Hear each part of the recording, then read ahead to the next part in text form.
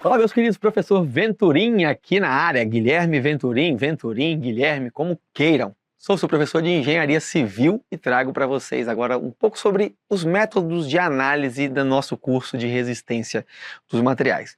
Bom, a análise, o cálculo das tensões, eu já disse para vocês, não é quase nunca o objetivo final da estrutura, ele pode ser o objetivo do seu problema, mas, de fato, o dimensionamento da estrutura faz com que as tensões que eu calculei obrigatoriamente tenham que ser menores do que as tensões resistentes pela minha estrutura, pelo meu material ali com a sua configuração geométrica ali na peça. Bom, dito isso, eu tenho que utilizar uma comparação. Qual é a forma de comparar? Qual é a forma de analisar se uma estrutura é estável, se uma estrutura não é, se um material vai se romper, essa peça vai ou não se romper? Bom, inicialmente a gente começa com os ensaios que são simples e estudam o comportamento de uma viga, de uma barra de aço, de um corpo de prova de concreto, sob solicitações simples, tração, compressão ou cisalhamento. A gente tem aqui, por exemplo, a prensa hidráulica, prensa universal aqui atuando como tração em um corpo de prova de aço. Espera que aqui nós temos um corpo de prova de concreto sendo comprimido e uma peça de aço aqui sofrendo aí uma espécie de, na verdade, um cisalhamento direto para que se determine as tensões resistentes. Então, os ensaios nos ajudam a determinar as resistências dos nossos materiais. Mas um método de análise não vai olhar, não consegue, não pode ver só isso. O que eu tenho que considerar na hora de analisar? Bom, quando eu faço esses ensaios simplificados, eu, por exemplo, não considero, mas deveria considerar a variação das propriedades do elemento. Então, nem sempre eu tenho um elemento homogêneo, de mesma composição, de mesma dimensão, com mesma resistência.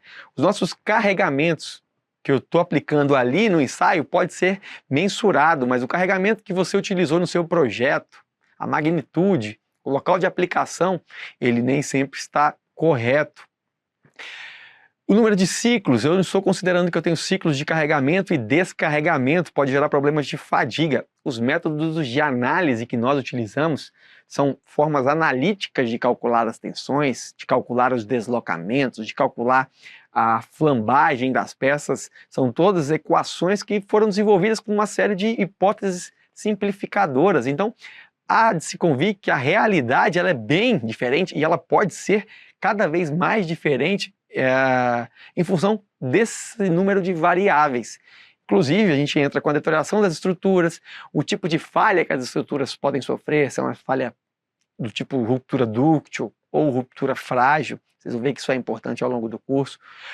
Qual é a importância desse elemento que você está dimensionando? Ele é um pilar como é que eu posso dizer? Ele é o pilar da área de churrasco da sua cobertura, lá do seu prédio, ou ele é uma viga de transição da garagem. Então, qual é o impacto que a falha desse elemento vai ou pode gerar na minha estrutura como um todo? E quais são os riscos que estão envolvidos? Que edificação foi feita para quê? Habitacional? É uma biblioteca? Então tem acervo histórico, cultural, tem valor de capital financeiro, tem vidas envolvidas. Tudo isso são análises, são variáveis que devem ser consideradas em qualquer projeto. Pensando nisso e em minimizar os problemas, basicamente nós temos dois tipos de análise estrutural. Uma delas, que é a mais antiga, é o método das tensões admissíveis. O método das tensões admissíveis, ele pega tudo aquilo que você desconhece ou conhece pouco, tem uma série de incertezas e transforma isso em um número. Este número reproduz ou ele representa todas as incertezas envolvidas no processo de dimensionamento. Algumas delas mencionadas aqui, elas não são as únicas. Já o dos estados limites, nós vamos entender uma estrutura como possíveis estados limites que ela pode ter. Então ela pode ter um esmagamento do concreto, ela pode ter a deformação excessiva, ela pode ter a flambagem do elemento estrutural como um todo, ela pode ter a flambagem da alma, a flambagem da mesa das vigas, eu posso ter a flambagem lateral com torção, eu posso ter deformações excessivas, eu posso ter vibrações excessivas. Então, assim, são vários os limites que eu coloco na minha estrutura e, para isso, eu verifico cada um deles, determinando coeficientes que considerem ou que levem em conta qual é a natureza dos esforços, qual é o material que está sendo resistido, sobre qual material foi construído aquela peça, aquela viga, aquela pilar, aquela laje, enfim. São métodos diferentes. O das tensões admissíveis mais antigo, muito utilizado por normas de dimensionamento antigamente, inclusive algum vestígio disso ainda vem muito na parte de solos, no estudo de fundações, mas as normas mais modernas migraram para os estados limites. E a gente vai ver um pouco da diferença, por que esse método ele é um pouco mais robusto, mais sofisticado, o método das tensões admissíveis. Aliás, o método dos estados limites. Começando com o método das tensões admissíveis. A gente fala que ele é um método determinístico, onde eu escolho uma entrada, eu escolho um coeficiente de segurança, né, e produzo um resultado, que é a nossa tensão admissível. Todas as incertezas, como eu disse, estão armazenadas, agrupadas em um único coeficiente de segurança. Claro, esse coeficiente de segurança varia de estrutura para estrutura, de material para material, mas ele não considera as particularidades que nós temos, todas delas ou algumas delas listadas aqui. Eles simplesmente resumem tudo isso, consideram, mas de forma indireta, através de um simples número que é o coeficiente de segurança. Como que eu calculo? Tensão limite ou tensão última de resistência do meu material sobre a tensão que eu admito nesse material. Então, o que eu consigo ver essa equação na maioria das vezes? Eu calculo a tensão admissível fazendo uma manipulação algébrica aqui, que é a tensão limite, ou tensão última, vou colocar aqui, que nem sempre pode ser a de ruptura, pode ser a de escoamento, mas é a tensão limite sobre algum aspecto de escoamento, de ruptura, sobre um coeficiente de segurança, também chamado de fator de segurança em algumas vezes. Em algumas literaturas. O que acontece? Qual o problema disso? Quando eu transfiro todas as incertezas em um número específico, há de se convir que, se esse número for muito pequeno, a estrutura tem uma grande possibilidade de falhar. Se esse número for muito alto, o meu projeto vai ficar antieconômico, não funcional.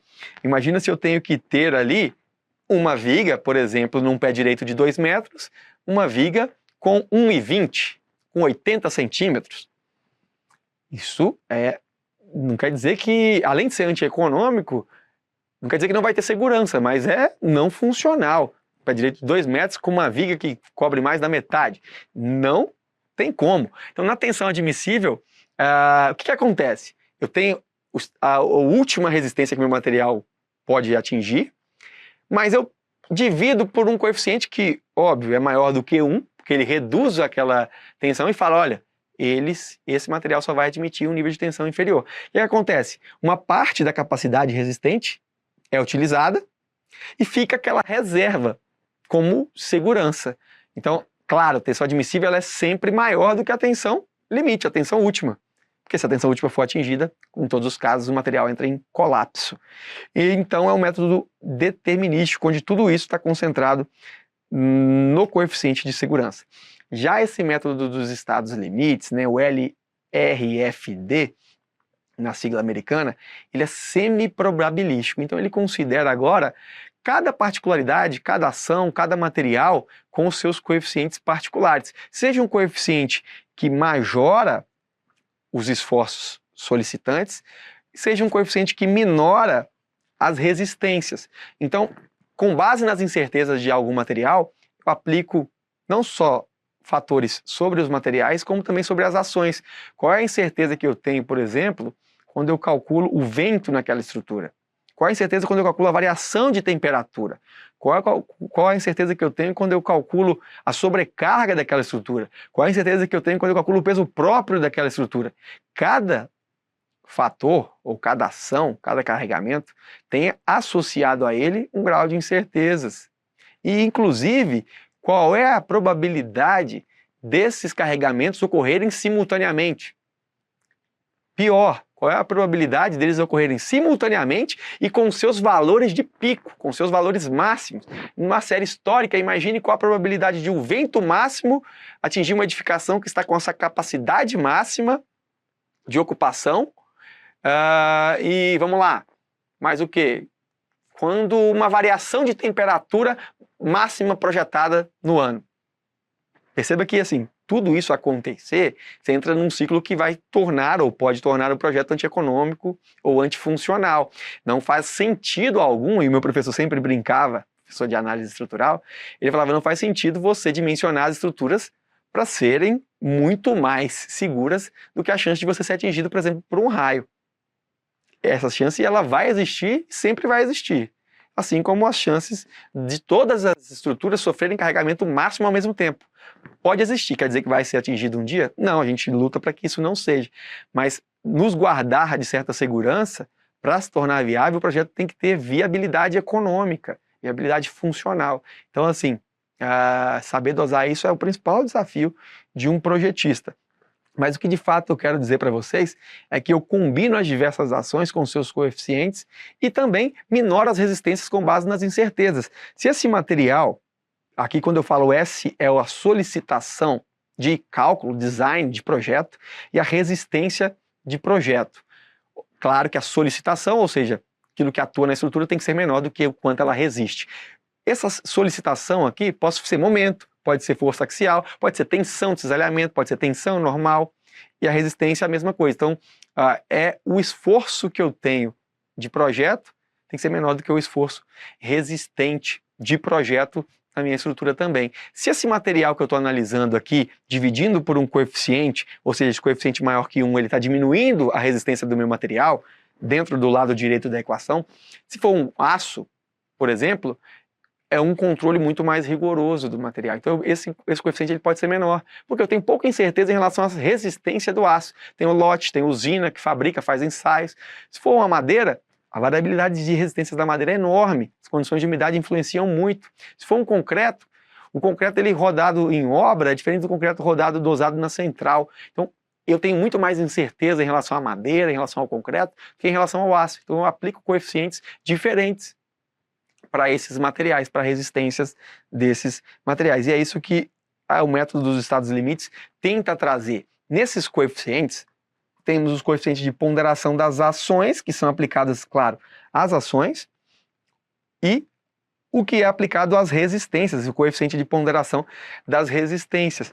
Eles levam em consideração exatamente uma série de fatores: variabilidade das ações, simultaneidade das ações, erros na determinação, na avaliação das ações. Quando eu falo de ações, então do lado esquerdo, toda ação vai ter a ela um coeficiente aplicado, 1, 2 ou 3 coeficientes aplicados em função de todos esses fatores.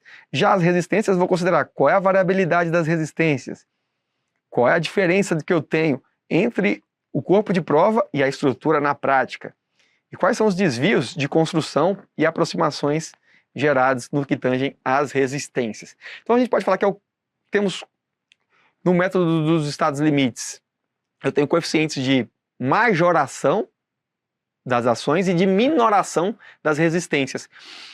Guilherme, dá na mesma de que se falar em traduzir tudo isso no coeficiente de segurança?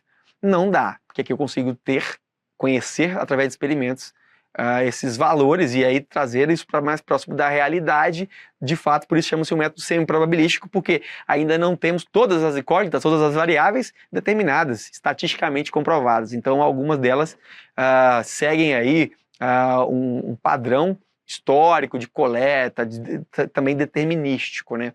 Não é totalmente probabilístico, embora caminhemos para possivelmente ter isso no futuro, beleza?